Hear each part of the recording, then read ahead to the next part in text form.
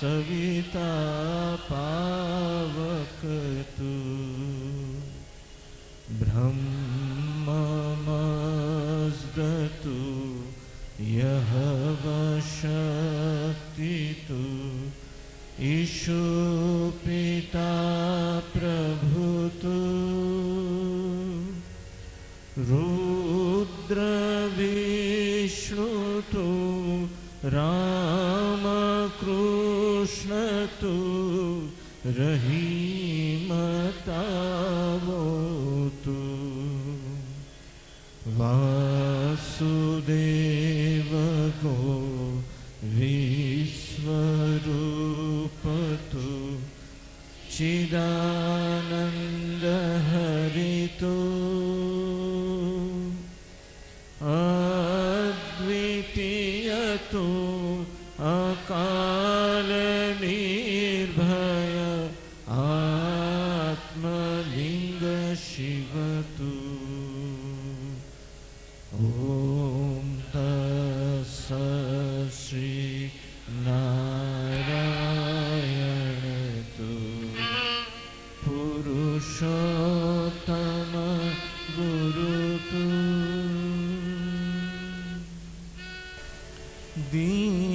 दीननाथ दयाळ नटवर हाथ मारो मूक शोमा दीननाथ दयाळ नटवर हाथ मारो मूक शोमा हाथ मारो मूक शोमा दीननाथ दयाळ नटवर हाथ मारो मूक शोमा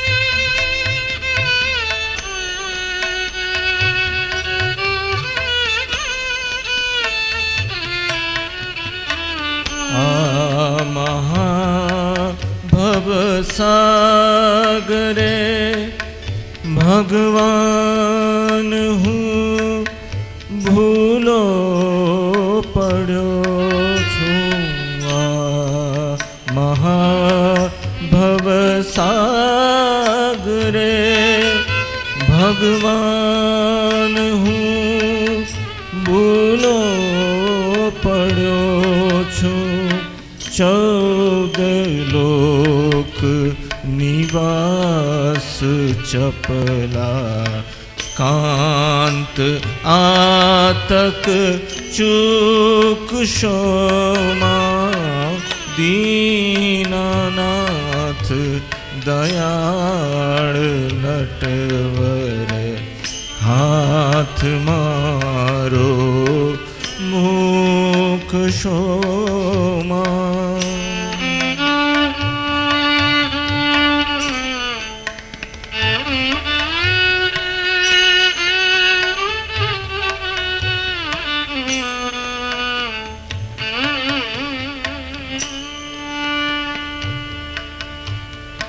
ओथ ईश्वर आपनी साधन विषय समझू नहीं ओथ ईश्वर आपनी साधन विषय समझू नहीं प्राण पालक पोत जोई शंख आखर फूक शोमा दीनानाथ दयाळ नटवर हाथ मारो मूक शोमा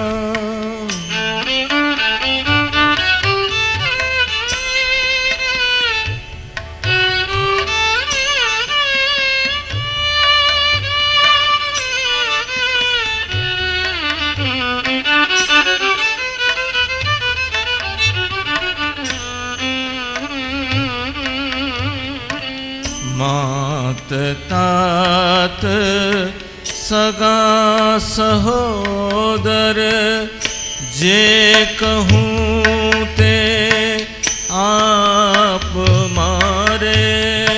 मात तात सगा सहोदर जे कहूँ ते आप मारे। हे कृपा मृतना सरोवर दास सारू शुक शोना दीनानाथ दयाळ नटवर हाथ मारो मूक शोना।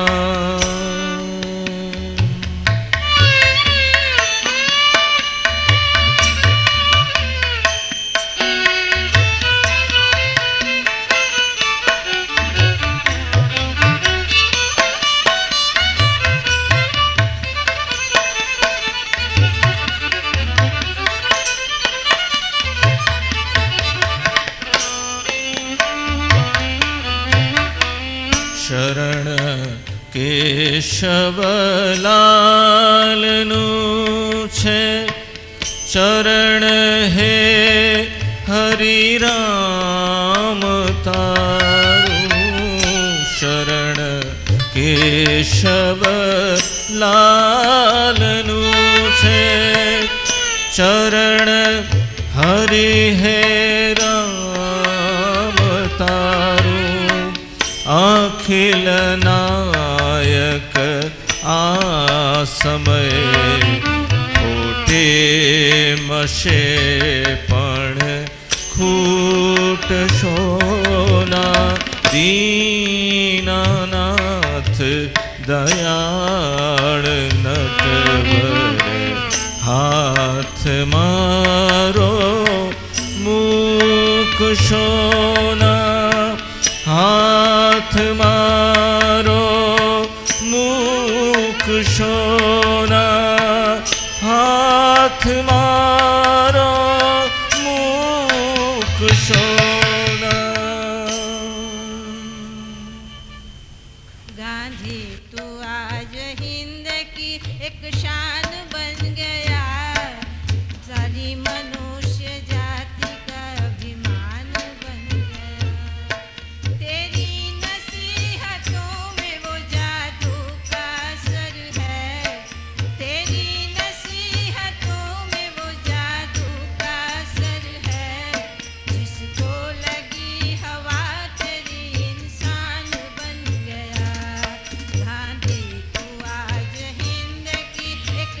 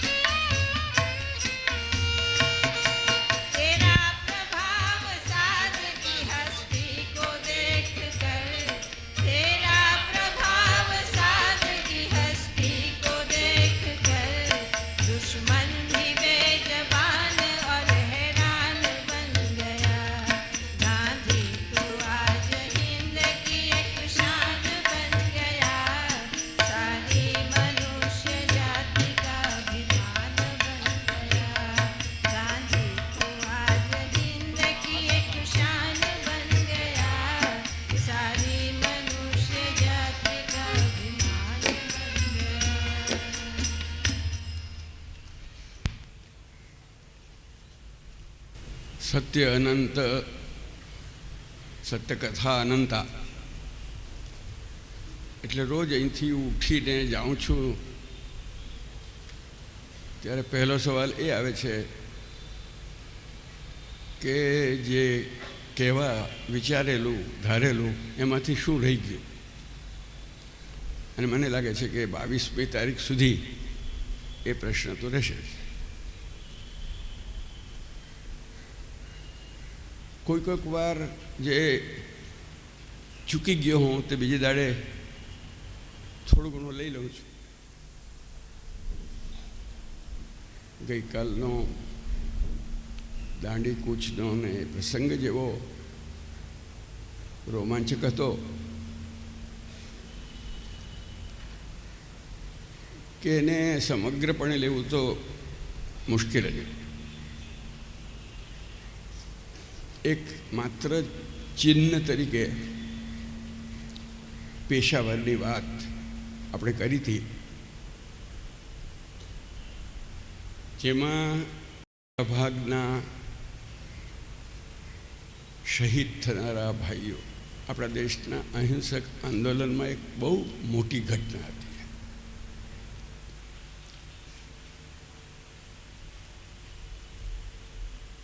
મુંબઈનો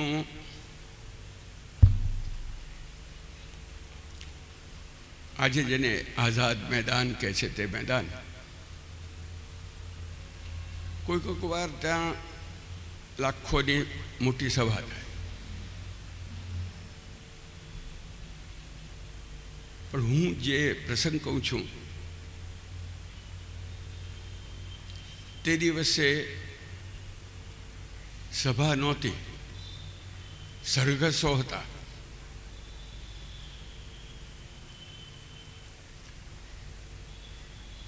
એક સરઘસ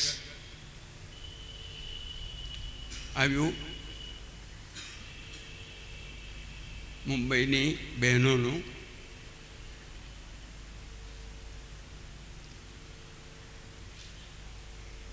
એમણે પોતાના વેશમાં તે વખતનો તિરંગી ઝંડો એ કરેલો, માથે વેણી ગૂંથેલી ને કૂચ કરતી આવીને એક મેદાનનો એક ચોરસ ભાગ એમાં બાજુમાં ગોઠવાઈ ગઈ. જાણે કે કંઈક નાટક કરવાનું હોય અને વિંગમાં ઊભેલી હોય, મારો વખત આવશે ત્યારે હું આવીશ.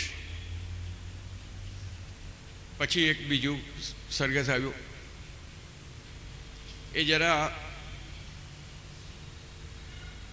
સીધા જઈને મેદાનની વચ્ચોવચ્ચ જઈને એ પણ ગોઠવાયા, વચ્ચેથી થોડાક બાજુ. હવે ત્રીજું જે આવ્યું તેને સરઘસ તો નહીં કહેવાય, પણ સરઘસ આકારે હતી એમ કદાચ કહેવાય, કારણ કે એ મુંબઈની પોલીસની ટુકડી, જે પેલું બીજું જે સરઘસ આવેલું હતું એની સામેની દિશામાં પણ મેદાનને બીજે ખૂણે એ પણ ઊભું હતું.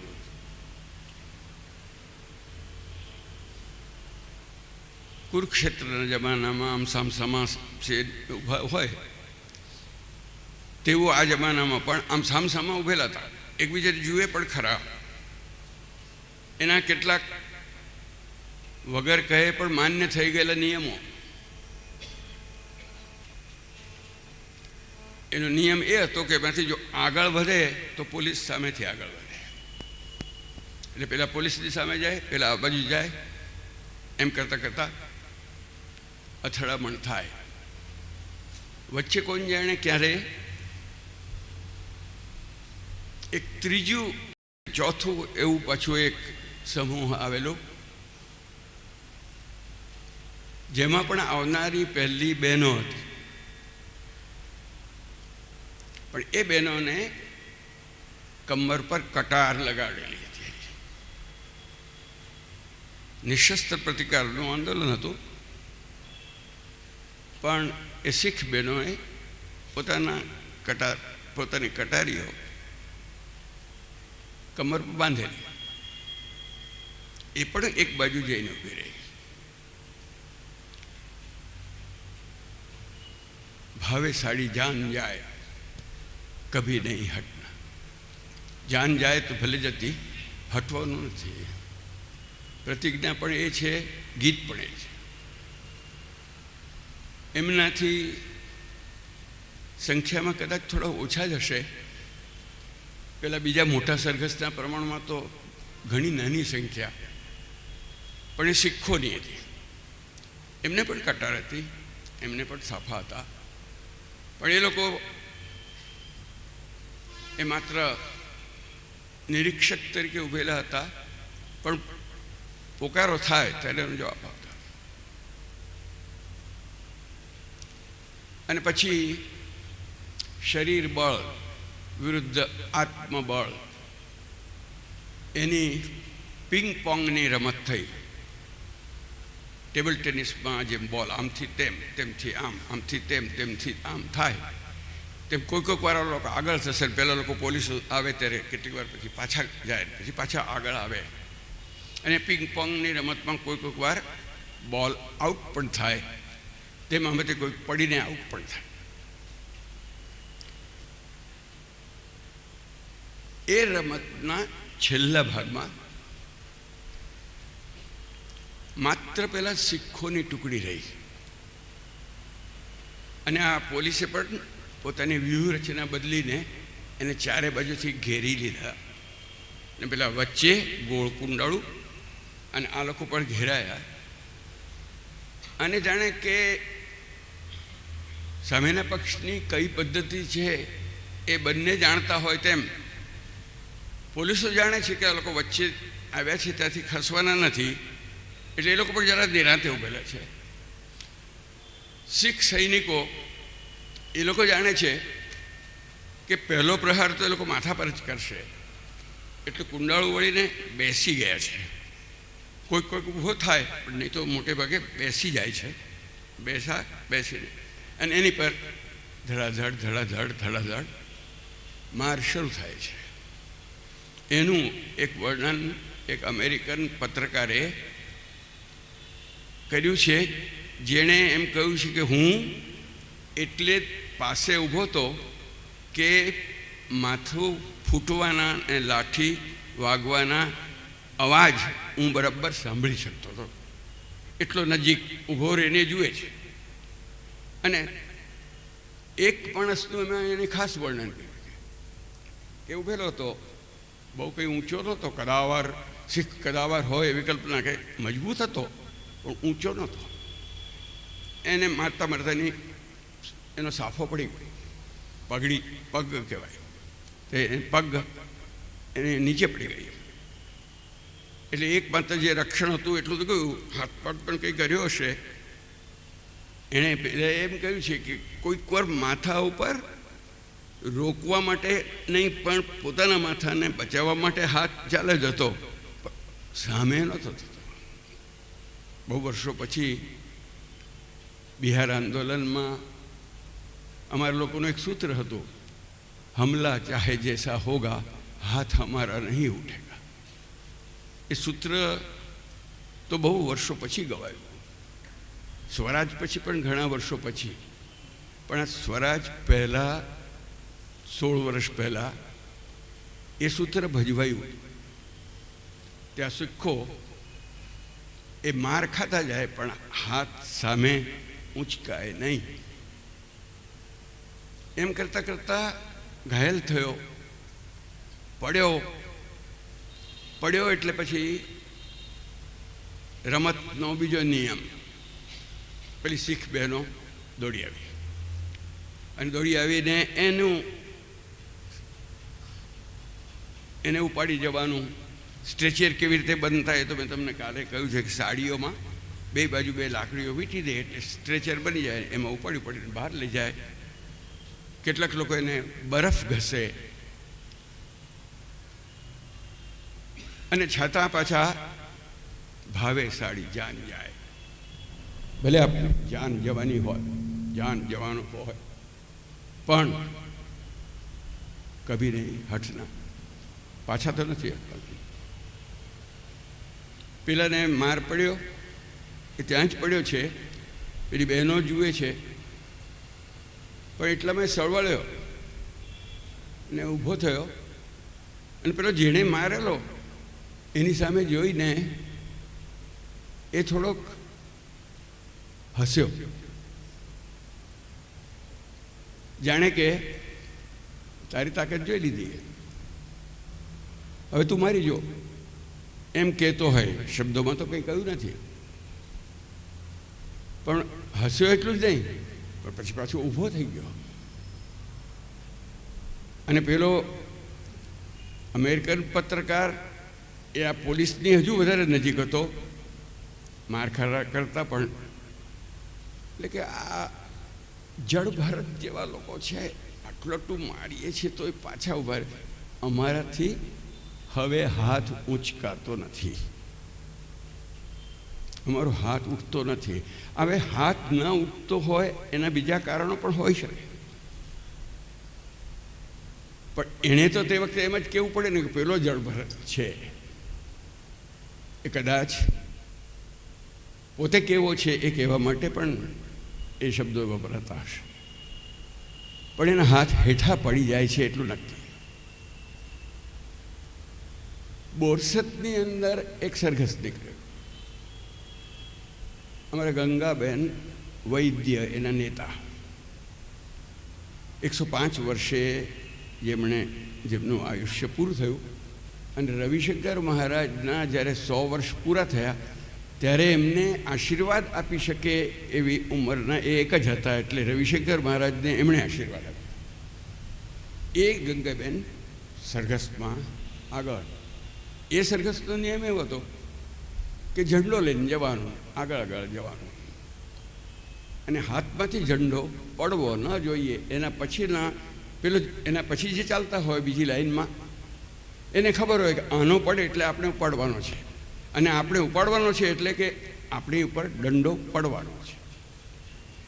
એટલે દંડો પડશે એ નક્કી સમજ્યા પછી વાટ જોવાની છે કે ભાઈ પેલાનો હાથમાંથી જો ઝંડો પડે તો આપણે વચ્ચે ઉપાડી દેવાનું. એમ આખું સરઘસ એક પછી એક માર કરતા કરતા આગળ વધે છે, પડી જાય. તે દિવસે એ સરઘસમાં જે સૌથી નાની બહેન હતી, અમારા આશ્રમની બહેન હતી, ને હું એમ તો બધી બહેનો જે મારી માની ઉંમરની હતી તે બધીને તો હું માસી કહેતો, પણ આ એના કરતાં થોડી નાની હતી ને કોઈ જાણે કયા, પણ હું એને ફોઈ કહેતો.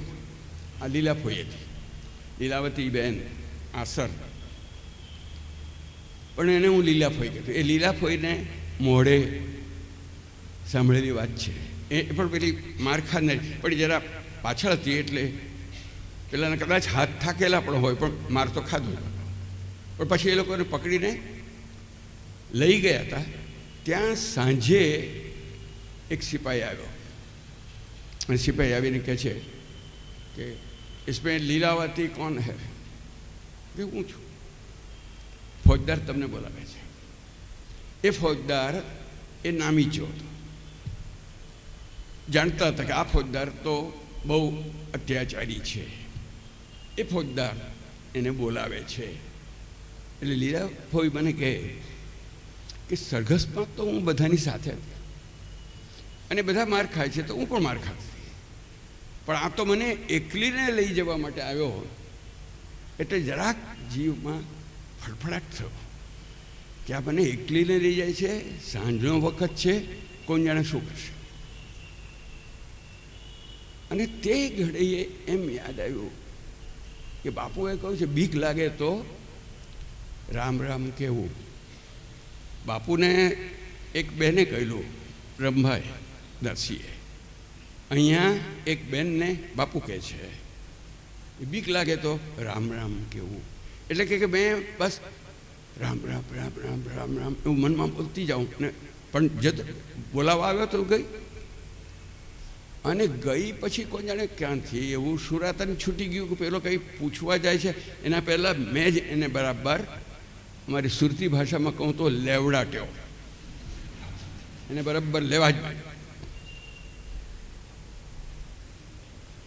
અચ્છા इसको जाने दो એમ કરીને ફરીથી પાછા એને મોકલી દે. એનાથી વધારે કશું જ ન થયું. આ તો બે માત્ર કાલના એમ પ્રસંગો તો બધા બહુ કહેવા પણ બે રહી ગયેલા ખાસ કરીને આપણા આ વિદ્યાર્થીઓને કહેવા લાયક એટલા માટે ગયા. પણ 6-7 મહિના થયા અને કદાચ તે વખત સુધીમાં આખી દુનિયાના ઇતિહાસમાં સૌથી મોટો અહિંસક આંદોલનનો તે વખતનો એ મોરચો, એ મોરચામાં પણ 6-7 મહિના થયા અને બંને પક્ષે થાક લાગ્યો. સત્યાગ્રહીઓને તો કહેવામાં આવેલું હતું કે જેલમાંથી છૂટો તો શું કામ બીજું, ફરી જાઓ. એવું કોઈ પૂછે છે ખરા કે કાલે તો ઉઠીને દાંતણ કર્યું હતું તો આજે શું કામ કરવું? તેવું જ તમે કાલે જેલમાંથી છૂટી આવે તો આજે શું કામ જાઉં એવું પૂછવાનું હોય નહીં. એટલે ફરી પાછા જેલમાં જાઓ, ફરી પાછા સજાઓ થોડી ટૂંકી થતી હતી. એટલે કોઈ એ પછી સજાઓ તમે કોણ છો એની પર પણ આધાર. પછી એમાં પણ વર્ગો પણ ખરા, ABC ક્લાસ હોય, કોઈક જરાક જાણીતા હોય તો જરા એને સારો ક્લાસ આવે. આ સરકારની રમત. સત્યાગ્રહની રમત એ હતી કે અમે બધા ક્લાસવાળા એક જ ખાવાનું ખાઈશું.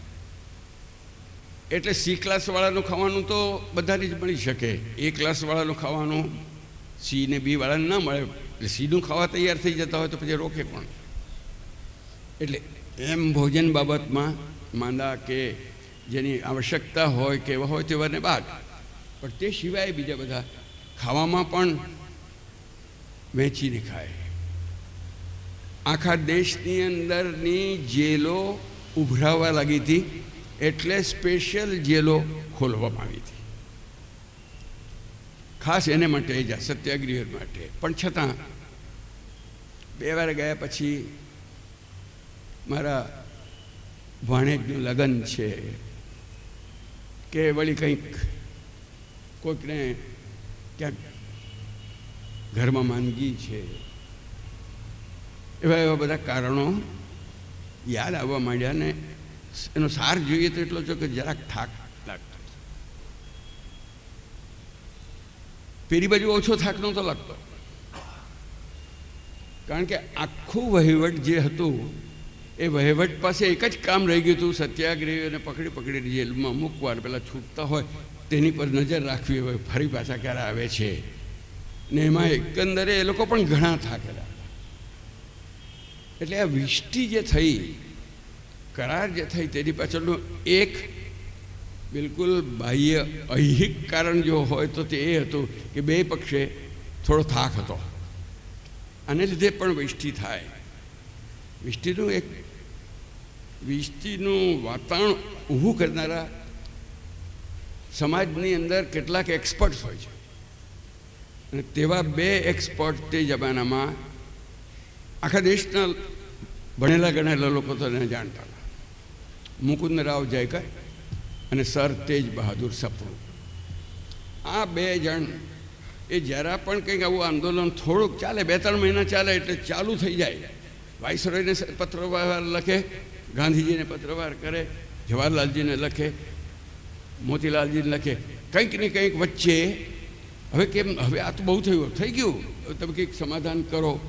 પછી આમની પાસે આ આટલું તૈયાર છે, તમે કેટલા તૈયાર છો, આ આટલું તૈયાર છે, આવું બધું કરવા માટે એ લોકો તૈયાર થાય. અને આ જયકર ને સપ્રુ, પેલા મુકુંદરાવ અને સર તેજ બહાદુર તો ભૂલી જ ગયેલા. આ લગભગ જાણે એક સમસ્ત પદ હોય ને એવી જ રીતે જયકર સપ્રુ, આ એક શબ્દ જ ચાલતો કે આ જયકર સપ્રુ હવે એક્ટિવ થયા છે. એ લોકોએ જૂન જુલાઈમાં પ્રયાસ કર્યો અને એમણે જોયું કે હજુ કોઈ 2 પક્ષ સમાધાન કરવા માટે તૈયાર થાય એવી કોઈ ભૂમિકા મળતી નથી. એટલે એક પ્રયાસ નિષ્ફળ. પછી ફરી પાછો સપ્ટેમ્બર ઓક્ટોબરમાં પ્રયાસ કર્યો. અને ત્યાં સુધીમાં મને લાગે છે કે ગાંધીજીએ પણ કદાચ પારખી લીધું હશે કે દેશને કેટલો હાંફ ચડ્યો છે ને કેટલો થાક લાગ્યો છે, કદાચ જાણ્યું હશે. એટલે એમણે એમ કહ્યું કે કોંગ્રેસે આંદોલન ચલાવવાનો મને અધિકાર આપ્યો હતો, પણ કોંગ્રેસ વર્કિંગ કમિટીની સલાહ લીધા વિના હું કોઈ વાટાઘાટ ન કરી શકું. એ વર્કિંગ કમિટીના એક સભ્ય મહાત્મા ગાંધી એ પૂનાની યરોડા જેલમાં, બીજા સભ્યો અલ્હાબાદ પાસેની નઈની જેલમાં, અને બીજા સભ્યો એ પોતપોતાના ઠેકાણે જુદી જુદી જેલમાં. એટલે પહેલું કામ તો એ કર્યું કે નહેરુ પિતા અને નહેરુ પુત્ર એટલે મોતીલાલજી અને જવાહરલાલજી એ બેને ગાંધીજી પાસે લાવ્યા કેદી તરીકે. અને એ લોકોની વાતચીત થઈ કે શું આપણે આમાં કેમ કરવું છે. અને ગાંધીજીએ જોઈ લીધું કે કંઈ વાટાઘાટો થવી જોઈએ એવું મોતીલાલજી છે, પણ વાટાઘાટો થવી હોય તો વટમાં જ થવી જોઈએ, એમાં કોઈ આપણું પેલું સન્માન ઘવાય એવું તો ન થવું જોઈએ એવું જવાહરલાલજી છે. અને પછી એમણે તે વખતે આ જેલની અંદરથી, કારણ કે તે વખતે મુંબઈ રાજ્ય જે હતું ને તેમાં સિંધ, ગુજરાત, મહારાષ્ટ્ર અને કર્ણાટક બધું મળીને મુંબઈ ઇલાકો હતો. એટલે એ જેલમાં યરોડામાં સરદાર પટેલ પણ હતા અને જયરામદાસ દોલતરામ પણ હતા, જે પણ કારોબારીના હતા. એટલે એ કારોબારીના એ સભ્યો અને કોઈના કઈ જેલમાં હતા પણ સરોજિની નાયડુને પણ એમાં લાવ્યા. અને થોડાક નાની સરખી વર્કિંગ કમિટી ત્યાં આગળ બેઠી અને જાણતા હતા કે આ વાતો જે કરવા માંગે છે તે ગાંધીજીએ ગોળમેજી પરિષદમાં જવું જોઈએ એવું વાઇસરોય કહેવાના છે. આ પેલા જયકર સપ્રુ ને એ લોકો આ બધા સમાચારો લાવેલા. કારણ એ કે ગોળમેજી પરિષદ અંગ્રેજોએ પહેલાં બોલાવેલી, જે પૂરી નિષ્ફળ ગયેલી, અને એ ગોળમેજી પરિષદમાં આ જયકર સપ્રુ બંને ગયેલા. અને કહે કે નિષ્ફળ જવાનું કારણ એ હતું કે એમાં કોંગ્રેસ નહોતી ગઈ, એટલે કોંગ્રેસે પણ જવું જોઈએ એ એમનો પણ આગ્રહ હતો.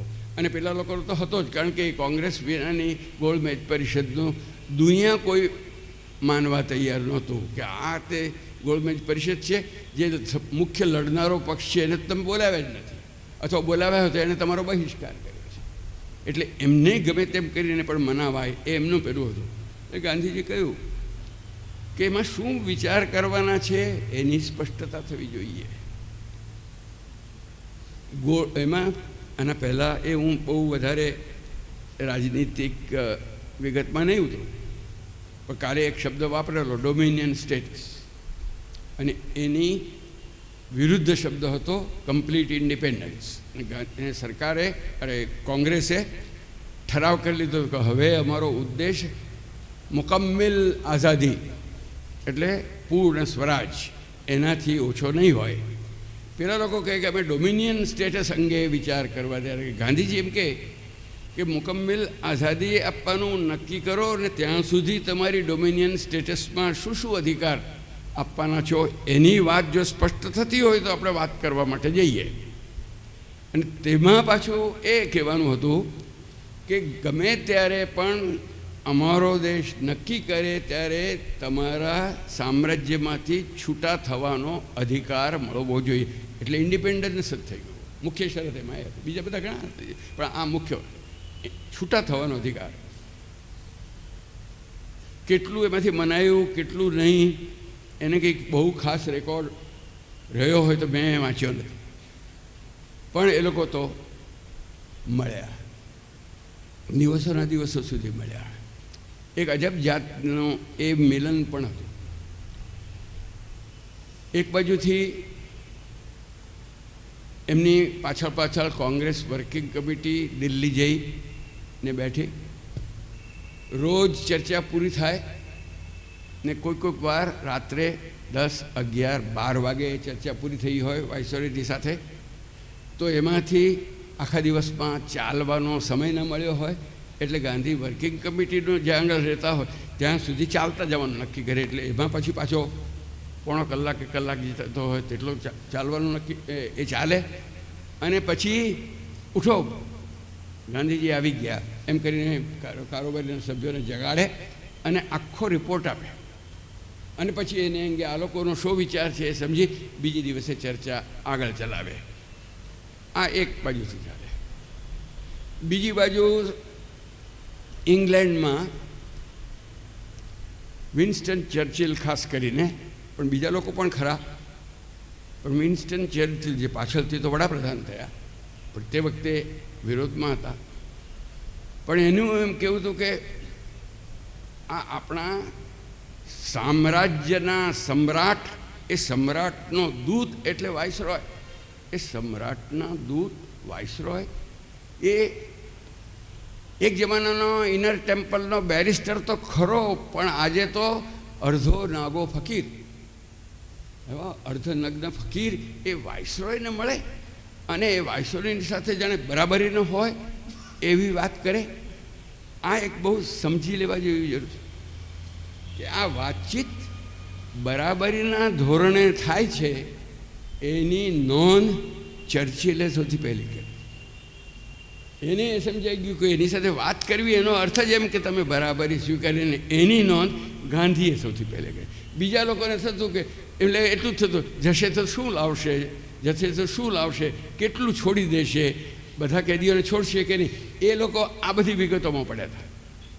પણ આ બે જણ, પેલો એક તો એમાં ચર્ચામાં હતો નહીં, પણ એ મનમાં બહુ બળે કે બરાબરી.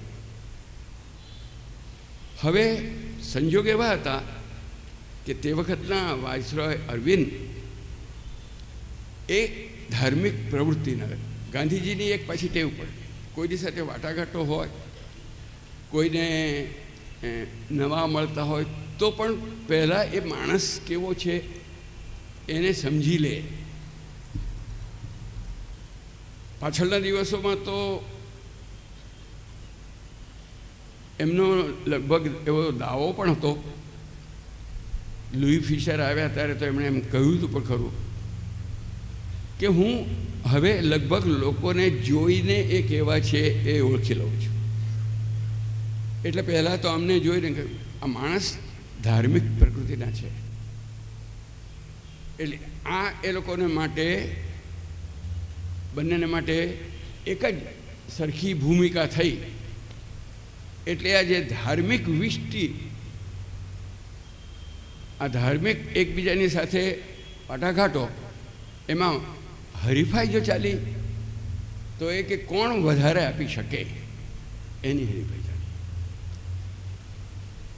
પણ એ હરીફાઈમાં એક બાજુથી કોંગ્રેસ વર્કિંગ કમિટીમાંથી ખેંચે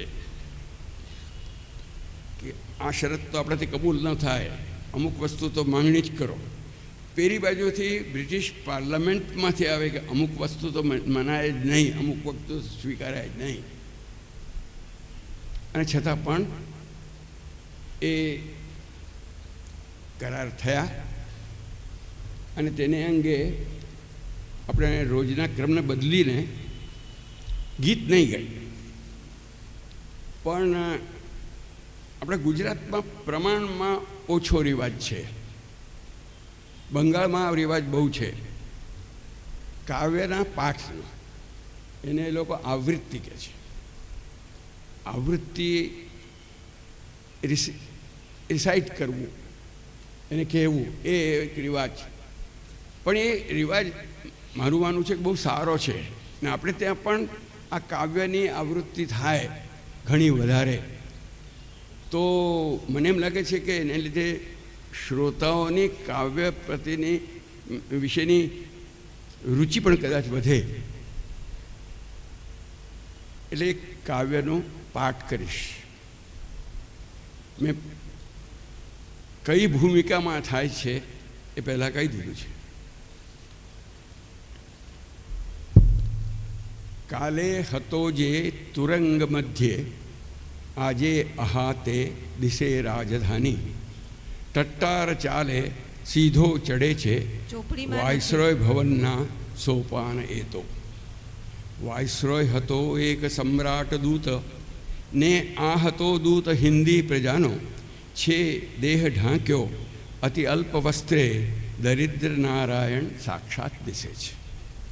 વિલાયતે સાગર પાર પેલે મચી રહ્યો છે કંઈ ખળભળાટ, વ્યાકુળ થઈને ચર્ચિલ બરાડે, હા કેમ સહેવાય આવો અનર્થ. ફકીર પેલો રે અર્ધનગ્ન, જુઓ જુઓ ને વટથી મળે છે બાદશાહ તણા આપણા દૂત સાથે. ફકીરની છે પ્રતિભા અનેરી, ફકીરની છે પ્રતિભા અનેરી, ભેગી થઈ જ્યાં જગની ખુમારી, દરિદ્ર નારાયણના વદન પર. ફકીરની છે પ્રતિભા અનેરી, ભેગી થઈ જ્યાં જગની ખુમારી, દરિદ્ર નારાયણના વદન પર. ને દ્વાર આગળ આવી મળે છે મલકાવી મુખડું મિલાવી હસ્ત, ફકીર સાથે નૃપકેરો દૂત, થોડો નમી હાઉડુડું કહે છે. જાણે મળ્યા હોય બે રાજવીઓ, સંગ્રામ અંતે કરવા જ વિષ્ટિ, સમાન ભાવે એક જ મેજ બેસી ચર્ચા કરે છે બહુ રાજદ્વારી. ને અટપટીએ વિષ્ટિની પી છે, ધીમી વહે છે કો ગુપ્ત ધારા, છે ધાર એ ધર્મની ભાવનાની, એ ધર્મ જે ધર્મે સમાયો. આ વિષ્ટિમાં એક વિશિષ્ટ સ્પર્ધા આપે વધુ એ થોડાની સાટે, પરંતુ બંનેની લગામ ખેંચે વિદેશી સત્તા અને સ્વદેશ નેતા. ને છેવટે તો કરાર કીધા, કીધી સહીઓ ને કીધ સિક્કા, છતાં અસંતોષ બંને પક્ષે, હા આપી દીધું બહુ આપણે તો. જુદી કસોટી હતી ગાંધીની પણ, અહિંસક આંદોલન કેરી વિષ્ટિની, બાકી વિગતમાં એ છે ઉદાર, કિંતુ રહે મૂળ મુદ્દે અડીખમ. પણ એ મૂળ મુદ્દો એ ગાંધી જેને મૂળ મુદ્દો ગણે તેને. જવાહરલાલજી કદાચ એ મુદ્દાને મૂળ મુદ્દો ના ગણે. દાખલા તરીકે એમણે કહ્યું કે દારૂના પીઠા ઉપર પિકેટિંગ કરવાનું તો અમારું આંદોલન બંધ થશે તો પણ ચાલુ જ રહેશે, એ તો અમારો મૂળ મુદ્દો છે, એને અમે નહીં છોડીએ. હવે આ મુદ્દામાં શું ખેંચખેંચ કરો છો? એના કરતાં તમે એમ કહો ને કે અહીં જેની પર હિંસાની પણ સજા થઈ હોય તેને પણ તમારે છોડવા જોઈએ. તો કે ના, આપણે અહિંસાના આંદોલનના જ પ્રતિનિધિ તરીકે ગયા છીએ, એટલે કરારના ભાગ તરીકે આપણે આને એના માટેના પ્રયત્નો થશે, એની હું તમને વાત કહેવાનો છું. અહિંસક આંદોલન કેરી વિષ્ટિની, બાકી વિગતમાં એ છે ઉદાર, કિંતુ રહે મૂળ મુદ્દે અડીખમ. બે રાષ્ટ્રનેતા સમાન ભાવે સંધિ કરે છે જેમાં યુદ્ધ અંતે, તેવી સંધિ ગાંધી અરવિંદ કરે છે બંને પક્ષે ગૌરવ જાળવીને. રાજા પ્રજાના સંબંધ પલટ્યા. આ કરારથી અંગ્રેજોએ સામ્રાજ્ય અને હિન્દુસ્તાન એનો ગુલામ પ્રજા, એ સંબંધો બદલાયા. રાજા પ્રજાના સંબંધ પલટ્યા, પલટી ગયા વાયુતણા પ્રવાહો, ના કોઈ બાદશાહ ના કોઈ ગુલામા, સંબંધ સર્જાય બરાબરીના. આવી આ સંધિ થઈ ત્યારે એક બીજો અમેરિકન પત્રકાર, જેણે એક પુસ્તક જ લખ્યું છે શીરર કરીને, એ બીજા બધા પત્રકારો ચાલ્યા જાય પછી ઊભો રહે અને ગાંધીજી ચાલતા વર્કિંગ કમિટી પાસે જાય ત્યારે એની સાથે ચાલે ને તે ચાલતા ચાલતા મુલાકાત લે અને એની નોંધ કરી. એમાં એણે એક વાત કહી કે તમે બધું આમ કહો છો કે અમે આમ કરીશું, અમે મિસ્ટર ગાંધી, તમે એટલો ખ્યાલ રાખો કે તમને પણ 62 વર્ષ થયા, એટલે હવે તમે કેટલું જીવશો એમ કરીને. એટલે કે છે હા પણ 62 થયા, હજુ તો બહુ બાકી છે. કેમ આમ કે છે? કારણ કે એમણે 3 કે 4 વાર એમ કહ્યું હતું કે મિસ્ટર મિરર, તમે આ વાત, શિરર, તમે એટલી વાતનો ખ્યાલ રાખો, હું તમને લખીને આપવા તૈયાર છું કે હું મારા જીવતા જીવ સ્વરાજ્ય જોવાનો છું. એટલે પેલો કે હવે આ એક સંધિ થઈ જશે. તે વખતે સંધિ થઈ નહોતી, ચાલતી હતી. કદાચ સંધિ થઈ જાય પણ તેથી તમને સ્વરાજ મળી જવાનું છે એમ તમે માનો છો? આ બ્રિટિશ લોકો પાસે તો બહુ બંદૂકો છે, પણ કે તમને ખબર નથી કે અમારી પાસે એના કરતાં વધારે મોટી બંદૂક છે. કારણ કે અમારી પાસે સત્ય છે, અમારી પાસે ન્યાય છે, અને એક ત્રીજી વાત કરી કે અમારી પાસે કાળ છે, અમારી સાથે કાળ છે, એનું એ લોકોને ભાન નથી. ને શિરેની નોંધ કરે છે કે આ માણસને કાલના પ્રવાહો સમજાતા કે આ દેશને એણે કહ્યું કે એમણે બાપુએ એમાં કહ્યું કે 35 કરોડ જનતાની અસંમતિ હોય ત્યારે કોઈ દેશનો સમ્રાટ રાજ્ય ચલાવી શકે જ નહીં.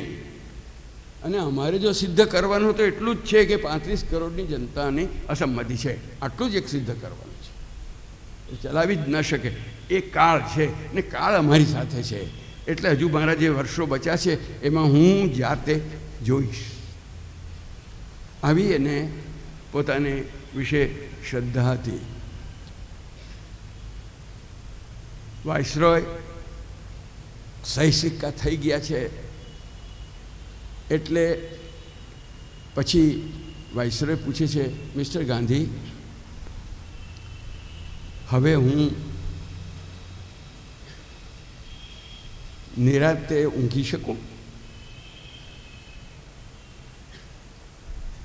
એટલે ગાંધીજી કહે કે જરૂર જરૂર, તમે નિરાંતે ઊંઘો, હવે આપણે સહી થઈ ગઈ. એવી જ આશા હું તમારે વિશે પણ રાખી શકું કે મને કોઈ દાડો ઊંઘનો પ્રોબ્લેમ જ નથી. રોજ જે વાતો થાય છે, પ્રોબ્લેમ શાનો હોય? કારણ કે 2 વાગે સૂતા હોય ને 4 વાગે તો પાછા પ્રાર્થના કરવા ઉઠતા હોય, તો બાકીના 2 કલાકમાંથી 1 પણ મિનિટ એની ઓછી કેવી રીતે થઈ શકે? તો ઊંઘતા જ હતા. અને એ કલાક ઓછા થતા એટલા નહીં, પણ ગમે તેવી વાટાઘાટો હોય ને ગમે તેવી કટોકટી હોય પણ પડતાની સાથે નિદ્રા આવી શકે એવો એમનો ઊંઘ ઉપર કાબુ રાખતા. અને પછીની જે વાત કરવાની છે તેની વાતમાંથી એક વાતને અહીંયા ખેંચી લઉં છું કે ગોળમેજી પરિષદમાં ત્યાર પછી જ્યારે જાય છે ત્યારે 19 કે 20 કલાક રોજના કામના એક માણસ એ ગાંધીજીથી થોડુંક વહેલા ઉઠે ને ગાંધીજીથી થોડુંક મોડા ઊંઘે, એણે નોંધી રાખ્યું છે એટલે આપણને ખબર પડે છે. તે હવે તમે જાણી ગયા છો કે કોણ માણસ. પણ એ માણસની પાછી એક બીજી જવાબદારી હતી કે અઠવાડિયે એકવાર એણે યંગ ઇન્ડિયા માટેનું લખાણ મોકલવું પડતું. ઇંગ્લેન્ડમાં બેસીને ગાંધીના બધા કામો પતાવીને, ગાંધીના મુલાકાતો બધી ગોઠવીને પાછું યંગ ઇન્ડિયા માટેનું મેટર મોકલવાનું. તે દિવસોમાં યંગ ઇન્ડિયાનું મેટર લગભગ બધું ગાંધીના જ લખાણો, ગાંધીના વિશેના જ કે રાઉન્ડ ટેબલ કોન્ફરન્સના જ લખાણોથી ભરાવાનું. એટલે તે દિવસની એમણે કોઈક વાર નક્કી કર્યો, બનતા સુધી બુધવાર હતો કે ગુરુ હશે, બુધ જ હશે.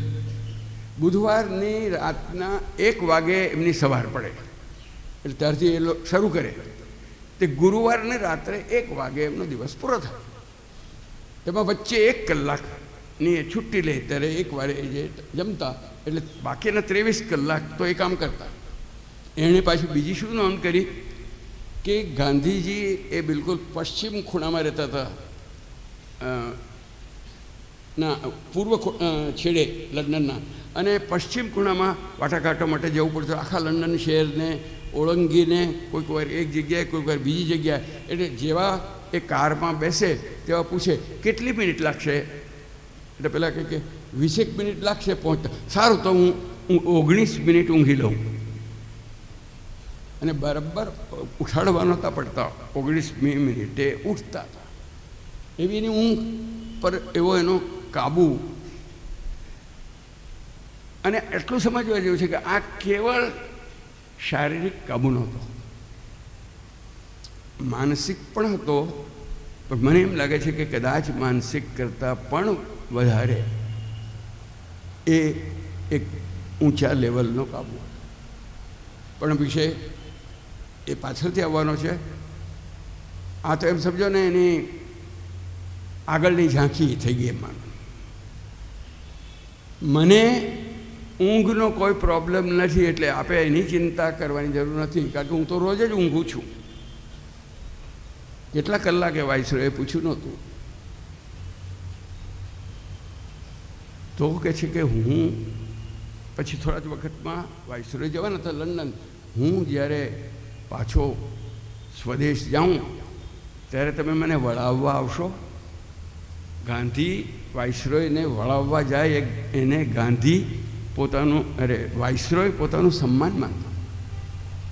એટલે કે તમે મને વળાવવા આવશો.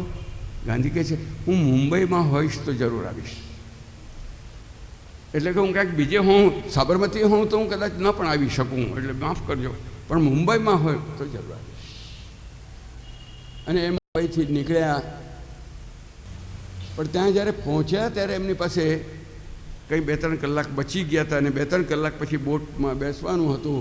અને કે મહાદેવ કરો તૈયારી, આપણે જવાનું છે. એમાં મહાત્મા ગાંધી અને મીરાબેન એ બે સિવાય ગાંધીની પાર્ટીમાં એક પણ માણસ એવો નહોતો કે જેણે પહેલાં કોઈ વિદેશની મુસાફરી કરી. પાસપોર્ટ વગેરેમાં તે વખત નહોતો જતો.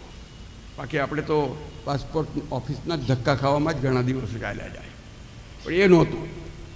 પણ કોણ જાણે ત્યાં કેટલી ઠંડી હશે, કેટલો વખત રહેવાનું છે ને આ લોકોની પાસે કપડાં કેવા. એટલે ડૉક્ટર અંસારીનો કોટ મહાદેવભાઈએ ઉછીનો લીધો. પાછા આવ્યા પછી ડૉક્ટર અંસારી કહ્યું કે મહાદેવ તમે જ રાખો. એટલે પછી મહાદેવે વાપર્યો. નરહરી એમના કરતાં જરાક ઠીકણા હતા, પણ મહાદેવનો વપરાઈ ગયેલો કોટ નરહરીએ વાપર્યો. નરહરીએ પણ વાપરી લીધો. પછી એના દીકરા મોહને વાપર્યો, અને મોહને પણ વાપરી લીધો. ત્યાર પછી એ કોટ નારાયણે વાપર્યો. એક પછી એક આમ એ ચાલ્યું ને એ એક જ કોટ ડૉક્ટર અંસારીનો કોટ. અને છતાં એ ડૉક્ટર અંસારીના ઉછીને લીધેલો કોટ કે કોટની ઉછેરી લીધેલી સૂટકેસ કે કોટનો ઉછેરી લીધો કંઈ બીજો સામાન, એની ઉપર આ પેલા વિચક્ષણ વાણિયાની નજર પડી ગઈ. એડન જતા જતા, એડનથી તો થોડુંક આગળ હતા. આ બધો કોનો સામાન છે? કે આપણો જ છે. આપણે કોના પ્રતિનિધિ એનો તો વિચાર કરો. દરિદ્ર નારાયણના પ્રતિનિધિને આટલો સામાન હોય?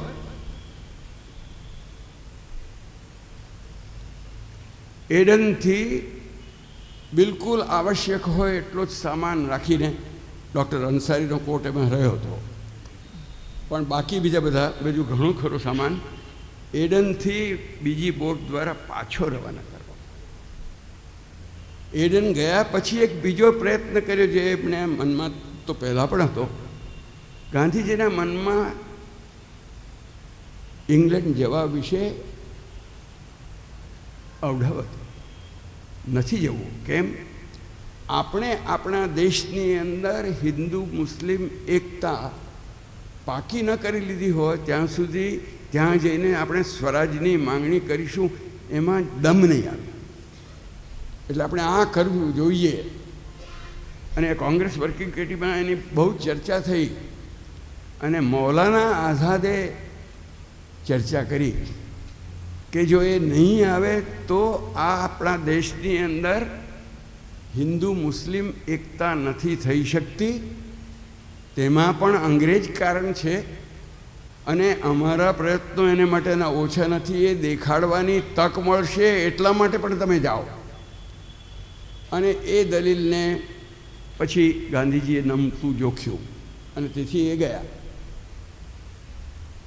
બીજો એક પ્રશ્ન ઉઠ્યો જેમાં બીજા કેટલાક સાથીઓનો વાંધો હતો કે રાઉન્ડ ટેબલ કોન્ફરન્સમાં ગોળમેજ પરિષદમાં કોંગ્રેસના કેટલા પ્રતિનિધિઓ જાય.